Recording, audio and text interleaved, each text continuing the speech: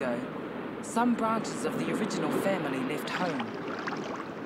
We settled islands thousands of miles distant and developed distinctive languages, customs, crafts, and ways of living. In our travels, our gods moved with us. Pele, Hawaii's god of volcanoes, came from Kahiki, Hawaiian for Tahiti, bringing with her the fires that feed the volcanoes.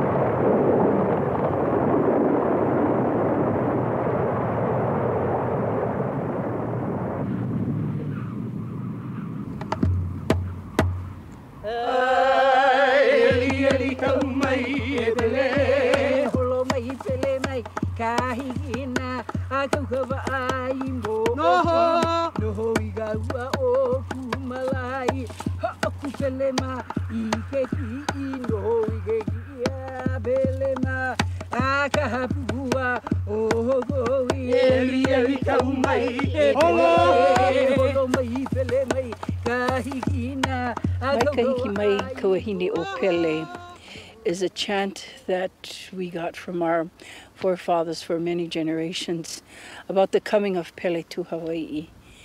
And it tells us from Kahiki, the woman Pele arrives. All the volcanoes are her domain, but Mount Kilauea, on the big island of Hawaii, is where she resides in her home, the fire pit, Hale Ma'uma'u.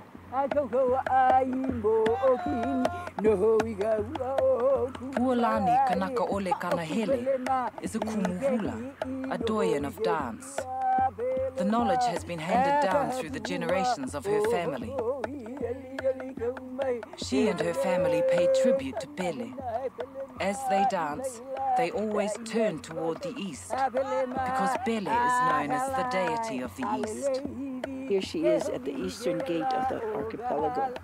So she and her sister Hi'iaka Kapoli'opele both are known as the deities of the east and the deities of the rising sun, the deities of creation. And creation for us is always in the east. The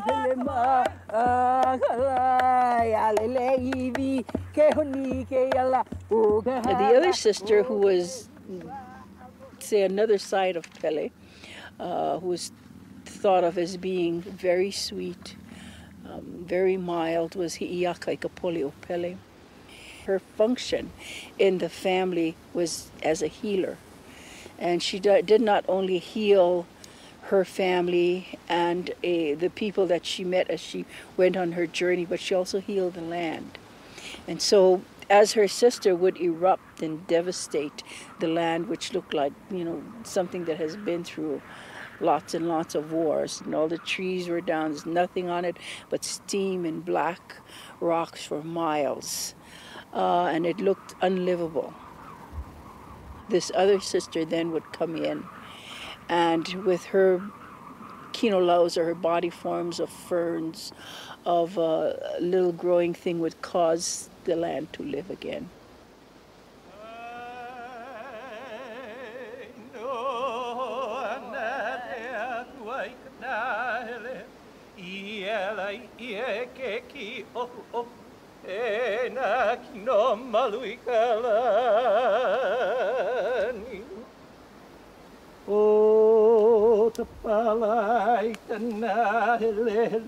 The dancers are trained to go into the forest and pick only the greenery that they need to do the dances. When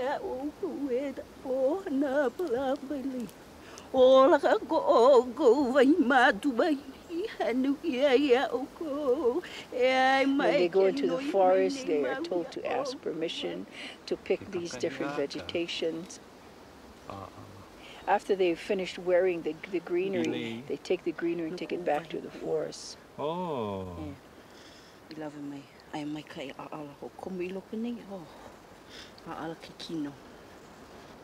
Pele erupts often enough here for us to be reminded, you know, that she exists, and she's still building our island here on Hawaii and Puna and Kau.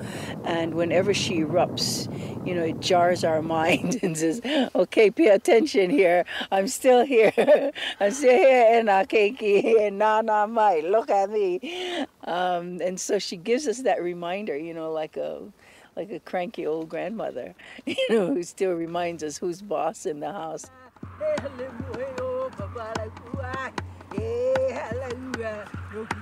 The style of their hula is called a ha'a, performed low to the ground. Eat, run, think are completely different and made to conform to this and tell their children that not to bite the hand that feeds them. The children are in a dilemma. They go to a Pākehā institutionalised education system where they're told, you can't think like that, you have to think like a Pākehā. Of course, that's the law that brings about misunderstanding between, I think, the two races. I think if the law had made the law to understand the both races in the first place, I think there would be no problems at all. But it looks as if the law was made by the Pākehās only and not understanding the Maori side of it.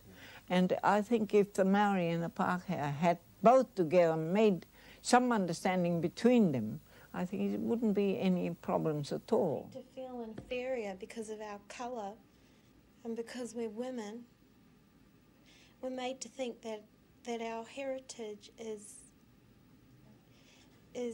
inferior. Yeah, it's belittled by Palangi culture.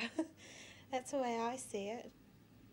And I don't know, I think that we're going to reach a point where you Palangi people will have to give. We will have to compromise. You'll have to recognise us as a people, as Polynesians who go through the same things you do, who we have a right to the opportunities everyone has. We hope that young Māori people will understand that the future lies in their hands. It's their responsibility, and that they have to ensure that they must continue to fight for Māoritanga. And at the older level of Māoridom, older Māori people know what we're talking about because they fought for exactly the same thing and they still fight for it themselves. Like, for example, the reason we've got Māori language into schools now is not only because Ngā Tamatoa fought for it in 1970. The reason that we won it was because there had been a history of 100 years of Māoris fighting for it. The punching has been going on for quite some time now, let's face it. Given the only means of changing is by political action, that we will leave ourselves open for the other course which nobody wants, and that's revolution.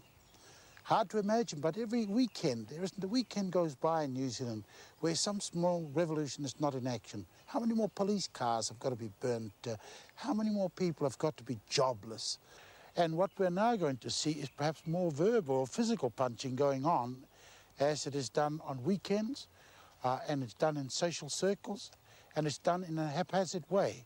I trust that we don't sit around and wait until things actually happen before deciding to move. As a people, the Maori people own nearly less than 3.5 million acres of a country they once owned in total of 66 million. At the present time, they constitute the highest number of people who are without jobs. They constitute the highest, as it were, guests of Her Majesty in prisons. And their illnesses, of course, is now well known. These are the kind of simple but very functional things that are happening to us that must not be allowed to continue unabated. And so that our task must be to arrest that. And so we're saying that changes must be made, and that politically they can be made. Since I knew it back in the 50s, of course, has got an island population, or an islander population now, which is significant. I'm told that islander and Maori don't get on together. Yes, we're always told this too, and of course it's absolute crap, because it's not true. And this is one thing that we're out to dispel as soon as we can. And the Panther Party, which is a Polynesian movement similar to ours, and us have got together on several occasions now and are working together just to put an end to this kind of rubbish. And what you've found in the so-called gangs is a kind of pan-Polynesian identity. And this is the most fantastic thing about it. But we've always been told by the newspapers, by the radio, by all the media, and by Pākehās, of course, who don't know anything better, that we don't like Islanders and that Islanders don't like us, you know. And that we must be protected from the Islanders coming over here and taking our land and our jobs. And this, in fact, is putting us against one another, when, to me, and this is probably a racist statement, that the people that are taking our lands are the Pākehās in New Zealand, not the Polynesians, who, in fact, have more right, in my opinion, to be in New Zealand than the people from Europe. What's...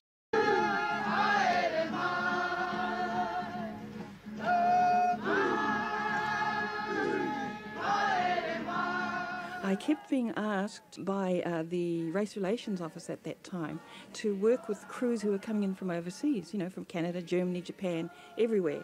They asked me to be a liaison person for them, and these crews invariably wanted access to marae. There's a spiritual thing in it for us, isn't there? Yeah. It's tied, because it means our land, it means our hearts and our spirits. This is why this treaty is so much more important to us. It has never been as important for them, because their hearts are not in it, not their land. I started to look at, you know, there's a bigger picture here. And we should treat each other equally, so that people like myself, who is a New Zealand-born Tongan, can feel proud to be a New Zealand-born. And to the Māori and Pacific Island young people out there in New Zealand, my advice is only from my experience, nothing like a teacher or anything, but you know, one of the things I like to pass on is what I've gone through, is that you've got to be proud of yourself, you know, you've got to learn your language and stuff like that, and there's more to it than just learning the words. I mean, to be proud of yourself so you can walk down the street and say, look, I know who I am. Because once you know who you are, then you know what the rest of the world is all about, and you know what the rest of the world is doing to you. And to get out there and do it and show the people, because I mean, we've been put down all the time because they look at us on the streets and they'll say, oh, look at those ruffians and that kind of stuff. Let's show them. And I'm trying best to make them understand the two races together, because if you don't understand that, there'll be nothing but fights and all that sort of thing. The other thing is not only the Pākehā and Maoris, but the Maoris and Maoris. I have mistakes and our disadvantages. Very few people point out, you know, the good things about being Maori. And we have a similarity with the island community. After all, we have a similar heritage. We are from the same, as it were, descendants of the gods. It's more than what I could say of Western civilization, who continues to claim they're descended of the monkeys. Well, that's over to them. And I make the point that what we're talking about is not merely a physical matter, but also a matter of the spirit of things. If that's what the Maori and Island community can inject into a lethargic New Zealand, then clearly we're in for some exciting times. And we're in for some exciting possibilities, and surely that's worthy not merely of all of us, but as us as a country. And that's what we want to see, and that's what we're committed to. To do less would be to invite the inevitable. After all, the alternative is only at arm's length away. Taia! Kia hiwara ki te rāpa! Taia! Kaya parua koe ki te toto! Hui e! Tai ki e! This is the haka of the Patu Pounamu, that in the veins of the race of the flicking tongue and rolling eye warms to the beat of the feet, thumping the earth in the rhythm of war. Te Mauri ora, I call. Kupe, Paikea, Rewi, Te Koti and Te Rauparaha. I saw them, grim death and wooden ghosts, carved on the meeting house wall. In the only Maori I knew, I cried, Te Mauri ora. Above me the Teko Teko raged. He ripped his tongue from his mouth and threw it at my feet. Then I spoke. My name is To the Freezing Worker. Ngāti Debe is my tribe. The pub is my marae. My fist is my taiaha. Jail is my home. Tie Mauri ora, I cried. They understood the teko teko and the ghosts, though I said nothing but tie Mauri ora. Everyone can go to school, but the way this capitalist system works it, only a very few can make it in the system. And the system dictates. It dictates to us who can make it to the top. And even when we make it in the top, you know, to the top, we're stopped, you know, we're limited in what we can do to help our own people. And this is through the workings of the system and the Balangis and the bureaucratics that rule up there. Yeah, they dictate the terms that we learn, they dictate what we learn, so we don't learn about what really happened in New Zealand history, about Māori, the Māori oppression. We don't learn that, we just learn that, okay, there was a little fight down at Parihaka, but that wasn't really the Balangi's fault, that was the stupid Māoris who didn't get out of the way when they were told to. All the decisions, all the values in New Zealand are all very monocultural. They only take into consideration Balangi values. And what we're saying is that it's about time Pacific Islanders, Māoris and every other ethnic group in New Zealand was considered, and that it's okay for us to be Pacific Islander. There's nothing wrong with being Pacific Islander, and just because we're different, we're not Balangi, doesn't mean that it's bad and doesn't mean that it's abnormal. And we're saying that as a Samoan, we're proud to be Samoan, we're proud to be women, and that we should be recognised as that and not shitted on because of that. When I get called jungle bunny or coconut or any other animal or vegetable, I think it's not only an insult to me as a person, but it's an insult to all Pacific Island people, and it more reflects the person who makes that accusation against me, that he is or she is a jungle bunny or coconut. Now, if I'm called a jungle bunny or a coconut or all of those kind of things, I have to go back into my experience, which is a difficult thing. When I was a jungle bunny and a coconut when I was a kid, I'd hook them. My commitment to this place is meaningful, like what James Baldwin used to say. It's because you love this country that you reserve the right to criticise her perpetually. And that's a sacred thing. What that does is erode any love I have for that country. It takes away your specific right to be here. And my reaction when I was younger was to hook that person. How do you deal with that now? It's part of my experience. But the notion at the beginning that you, at the risk of sounding absurd, a true revolutionary moves or works because of a great love for the people, you must, as a New Zealand person, include all of those fellas, all of those flunkies who call you those terms, because they have no power. Their way of achieving power is to put you down. That's not satisfactory. So, at the risk of sounding absurd, I include those bastards in my great love of the people, if you like. But because we can look to a time when those fellas are going to be cool, when they're going to be with us and see us as being part of them too, part of their family, and all of that trivia, which must make you angry, which you must react to. But if you look for a time when that will end, that time will come when we as a society get together and click.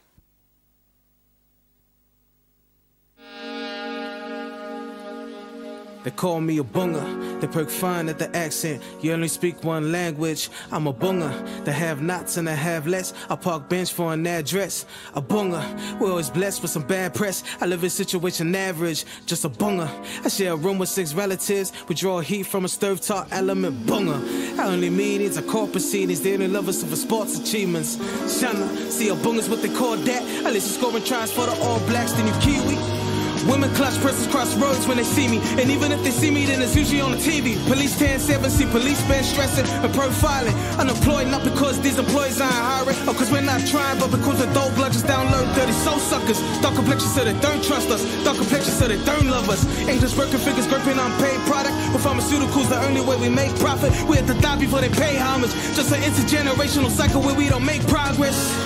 Don't forget we silent when it comes to abuse and domestic violence. Tyrants with a smug affliction, embedded too deep into drug addiction and gambling. We spend our rent on the pokies. We give a fuck about our families. See, there's little to no hope, G.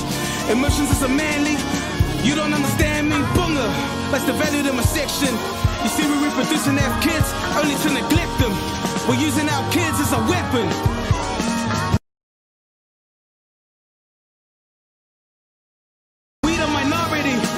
Should be government funded priority, but they perplex the battle flag only to raise the sky high on stolen land. I'm speechless. They really be calling us leeches. The audacity, but I guess it is warranted until they need us. Boongers.